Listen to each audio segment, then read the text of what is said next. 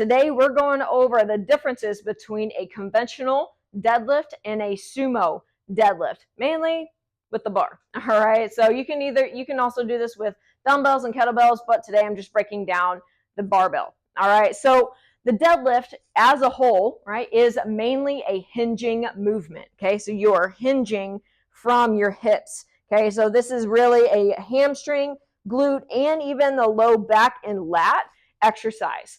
All right, so this is a phenomenal exercise. If you don't have it in your program, you need to program it. If you're working with a coach, tell them, hey, what can we work on some deadlifts? All right, so you shouldn't be scared of deadlifts. They are a primary movement, and so we need to train that. All right, so now the difference between the conventional and the sumo is basically your foot placement. All right, so everything is still hitting those glutes, those hamstrings. Yes, there is going to be a little bit of a difference between the conventional and the sumo because they are different movements, but the involvement of the lower back is going to depend on your stance. Okay, so the stances, so with a conventional deadlift, your feet are a little bit closer together. Okay, so feet are a little bit closer together. They're right underneath your hips. And then with your hands, they're on the outside of your legs. Okay, they're not on the inside, they're on the outside. And you can go overhand, right? So both hands are overhand, or you can go one under, one over. This is my personal preference. It just feels better to me. But you can go over double hand or one over, one under. All right. So the basic setup, you're going to hinge at your hips. Okay, get your hand placement, bring your shoulder blades back. You're going to sit back and then push the ground away from you. Stand up and then reverse it. Push that hip back and then sit down.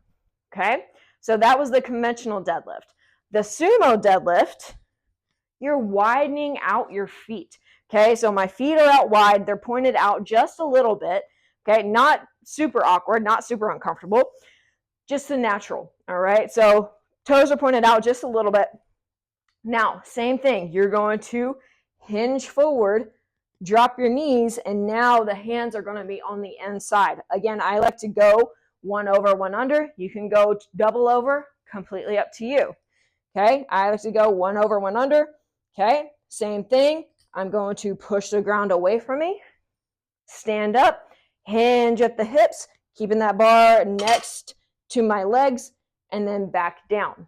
All right, so the main differences between the two, yes, are foot placement, but also with the conventional, feet being a little bit closer together, you're going to get more of that low back involvement.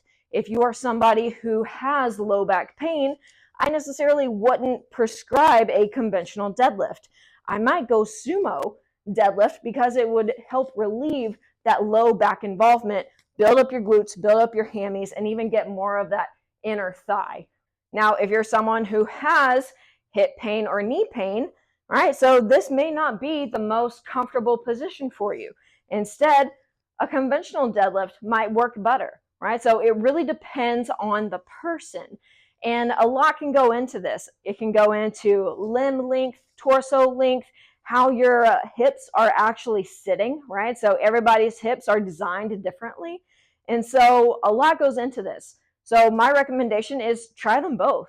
Which one feels better to you? Which one feels more comfortable? Which exercise you can feel your butt and your hamstrings more? All right, if you like them both, awesome, do both. That's what I do.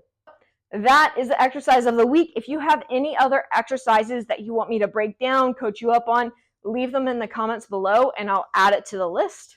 All right, if you found this helpful, please don't forget to hit that like button, hit subscribe to follow along for the journey. And other than that, don't forget to be strong, work hard, and live your adventure. See ya.